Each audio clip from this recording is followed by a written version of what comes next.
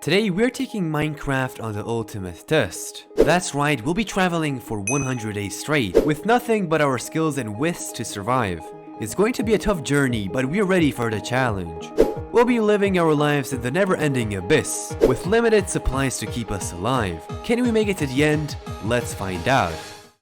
Day 1 to 10. Our main objective was to reach the bottom of this abyss. It wasn't that easy as we thought at first. We started our journeys by quickly observing the spawn. And yeah, I forgot to mention that my friend Elcuno is joining me today in this challenge. Anyways, we went to a cliffside of the spawn and my friend tried to jump off it, just to try if he can survive. His plan kind of failed.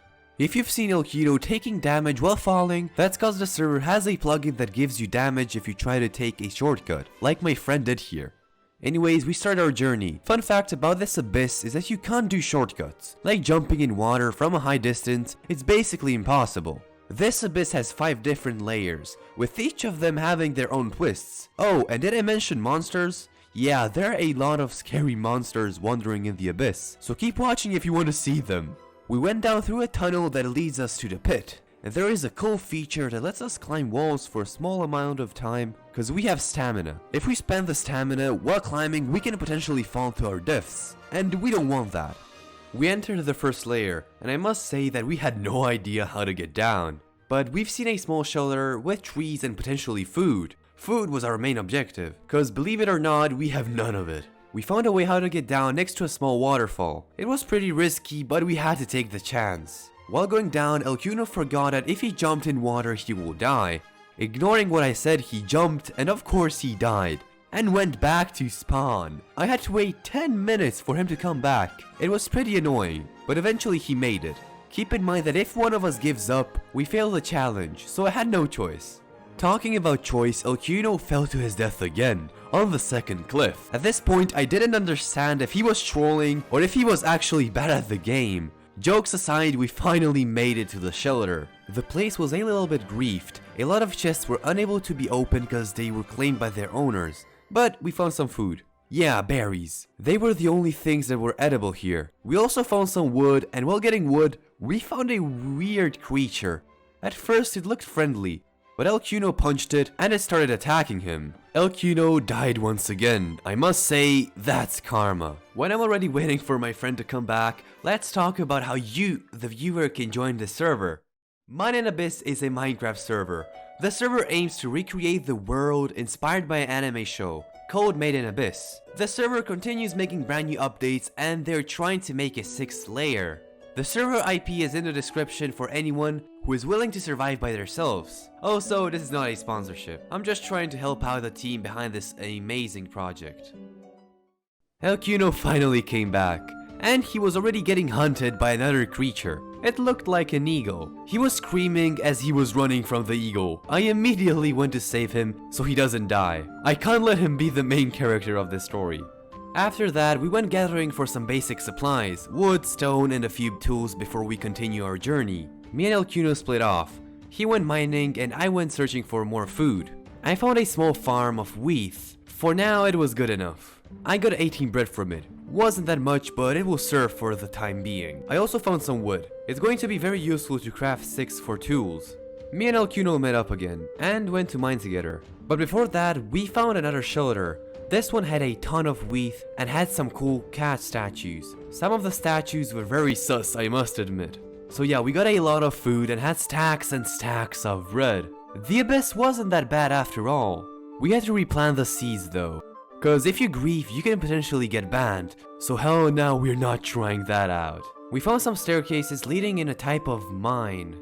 We needed iron to make ourselves armor and some iron tools. We needed iron to make ourselves armor so no creature tries to kill us, or even a player. Yeah, I forgot to mention that PvP is enabled, so we got to be careful. Once mining, Elcuno found out that ores spawn next to us when mining. It was very helpful to know that cause I almost went strip mining. No joke, I really almost did. We gathered some coal too so we can get iron and other ores. We weren't fully ready to have full iron armor cause we didn't had enough iron. But in the next day, hopefully we will. We said goodbye to day 10 while watching the sunrise. It gave some really good vibes. It was peaceful and pleasing to say the very least. I don't know, it's maybe because there were no mobs attacking us. The next day we went back to mining. It took some time because for some reason iron wasn't spawning. Only redstone, gold, and mostly coal spawned. I don't know why, but we had no luck. After 15 whole minutes, we finally got enough iron to craft armor. It took some time, but hey, at least we didn't die. Well, at least I didn't. Once we finished with mining, I received a message from my friend saying that he wants to join us on this adventure. Of course, I couldn't say no. We needed people on our team. As once a wise man said, if everyone is moving forward together, then success takes care of itself. We waited some minutes for him to arrive. El Cuno decided to make a very tall tower to get to him, so he doesn't have to walk to get there. I told him that is a bad idea, especially doing it at night.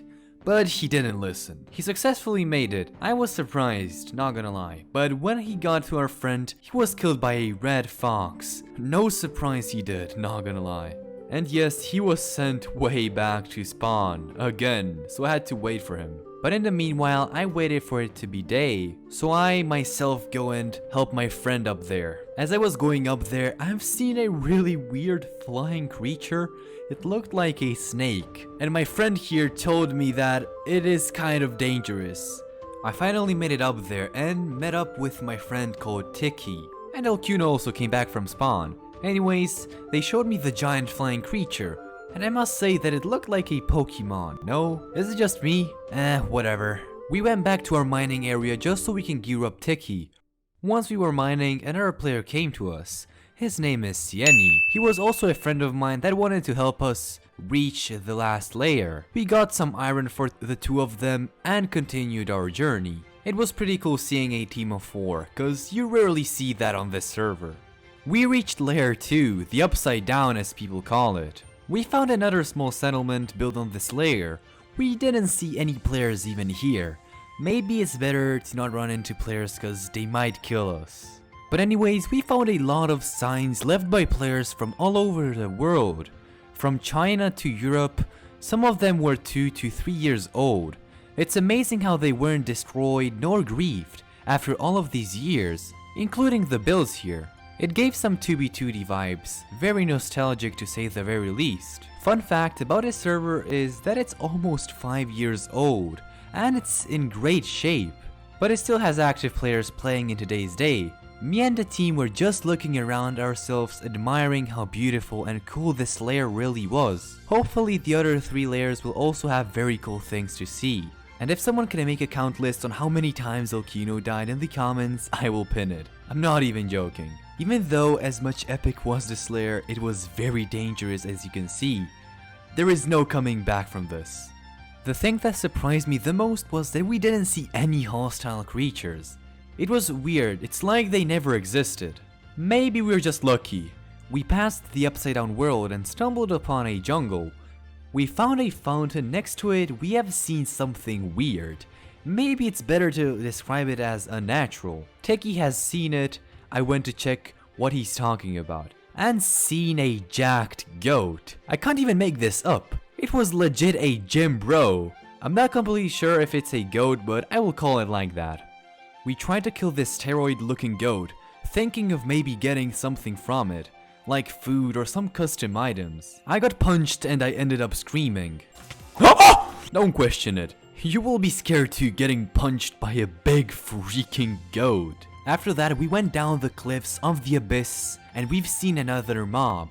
This one was even more terrifying than the goat. It was a giant spider. Thankfully, I have seen it in time before we came near it. Sieni had a plan to kill it, but it failed, almost resulting him to dying. We quickly built a platform above the spider and Tiki used gravel to suffocate it. Pretty big IQ move, to be honest.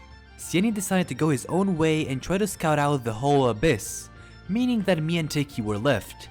We continued our journey. We came across a big bird. This one was a strong one. It did a lot of damage and can kill us in 3 hits. We tried ways to pass the small bridge we made to continue, but the creature seemed to chase us. We had no way to escape. It killed Tiki until it found me and killed me too, leaving a tear out of our eyes. But we didn't give up. we couldn't. We can't let a mob end our challenge. Not like this. Me, Elcuno, and Tiki met up and went back to the lair we have died. Until we are traveling to get there, let me remind you to join the Discord server. We host 100-player civilization events every month and give away prizes like nitro and cash. So if you want to join, the link is down in the description. We finally made it back to the second layer. Tiki went his own route, and because of that we lost him. It was just me and Elcuno, like from the start. Both of us have to reach the last layer, no matter anything. We stumbled upon a big wall, full of signs having players that have been here. I decided to put my name and Elcuno's on the sign, so if anyone finds it, you will know that we were here. And if we find it one day, at least we'll have some little of memories of this world we have been in. We also found a big farm, full with melons, wheat, bamboo, etc. We had everything here. So of course we took some of it, so we can have enough food to cross the remaining layers without dying from hunger. Day 30 to 45. Oh boy, this one was different. Once I logged in, I immediately got jumped by the bird that killed me the last time. Like bro, what the heck? Anyways, the few following days we didn't do much. We were just traveling and just looking around the place. We also got brave and we stopped being scared of the mobs. I think we should have done that sooner, but let's not talk about the past. Later on, we found a pretty place with flowers and a small house. Most of the days were spent AFK in the house. Don't ask, I left my Minecraft turned on while I was watching YouTube. I like YouTube, okay? Alright, once I came back, me and Elcuno continued our journey down the abyss. We found a village that wasn't that much griefed. It looked very cool, but keep in mind that there will be far more cooler stuff on the remaining layers that we haven't even explored yet. Going forward, we looked around the place and waited for the next day. Day 45 to 65. These days were full of surprises. Elcuno went his own route just to see if there were ways to go down in the abyss. On the other hand, I was at the village trying to find a custom campfire that sets my spawn point. You're probably asking yourself, why didn't I do that before? Well, after Sieni went exploring the abyss alone, he found out about that and much more stuff. He basically reached the 5th layer and knew a lot more than me and my friend Elcuno. I waited for Sieni to come to me so he shows me how to set the spawn point, because I didn't know how to do that. And he had a near camp close to the village I was. But before Sieni came, I spotted a new creature. I can't describe it. It had a very sus shape. The thing was basically faceless, and it reminded me of a Godzilla. I don't know why. Anyways, Sieni came to save me and killed the creature. Later on, he showed me how to use the bonfire. How? The who's coming? Crouch and click. Right click. Oh. There you go. It was pretty easy. I just had to crouch and right click it. After that, me and Sieni embarked on a long journey to reach the 4th layer.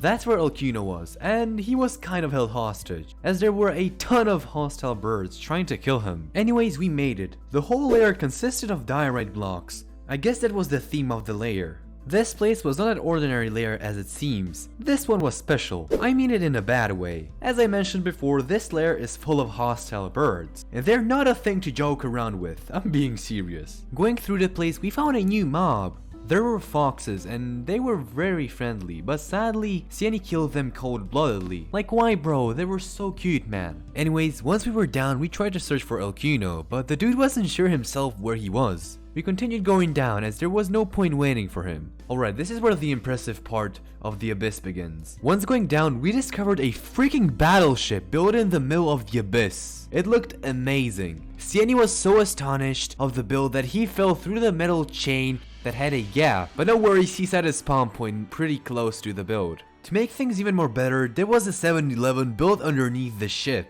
It looked identical like your average 7-Eleven shop. It even had a car park with a bunch of cars. The build even had an interior to make things even cooler. But the best build I have ever seen so far must be this. When I was going down the abyss, I've seen a freaking dragon built by the players. It looked amazing. But this was only the start. Believe me, there were much cooler things to see. But anyways, we finally arrived to the main city of the 4th layer. Welcome home, Risky. Welcome home.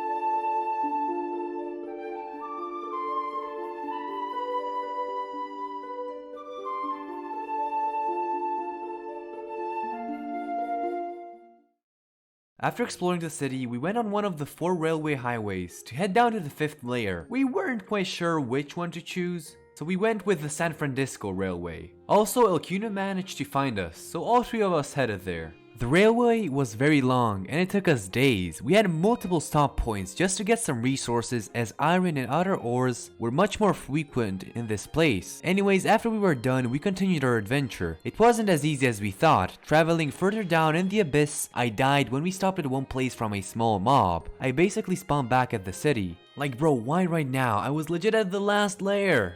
I was basically out of luck. I'm not even joking. It took me days to get there. So much progression just went into the air. I was mad, alright. I chilled out. And I continued and I finally came back after I don't know how many days anymore. Keep in mind that we were not at the 5th layer yet. No. We were still on the 4th layer. This biome was a little bit different than the 5th one. This one is full of flowers and wholesome stuff. But in the other hand, the 5th layer looks kind of ugly. I'm not gonna spoil it yet. But anyways, we went to look around the place. We found a snail. It was pretty big and wasn't dangerous, but of course Elcuno had to kill it. From this point, it just became a routine seeing him kill things. We also found a cliffside, and it was pretty tall, to say the very least. Also, Elcuno was being a troll and punched Sienny down the cliff. It was pretty funny, I must say. Moving away the jokes, we got finally serious and started our way to the final layer. It took some time, but we have done it. We've reached the 5th layer. We continued on until the rails were broken by someone. By that point, we had to go on foot. But this was the part we had a problem. On this layer, you can frequently see birds flying around and disturbing players. But these were not ordinary birds. They were pretty OP. But not only that, we had a disadvantage. Cause the place was dark and we were not able to see them. So we had to run for our lives. Once running, we've seen some big purple tentacles and some mountains next to it. We used the railway to reach the place. Here we were attacked by the birds again and almost died. Thankfully we survived. But this was it. We reached the last layer. We successfully finished the challenge. Everything we had tried and struggled to get here finally paid off. From only me and Elcuno starting his journey at the first place to having one simple goal to reach the last layer, I realized that it was not all about the challenge. It's the memories and the friends we made along the way. I mean, we're not gonna die. It's just gonna hit like hell. the nice server. Nah, Like, man. Why do I have 7? Why do I have 5 hearts? I have 2 hearts, man. I'm 1. I'm Of dead. course. I'm dead. What the hell, bro?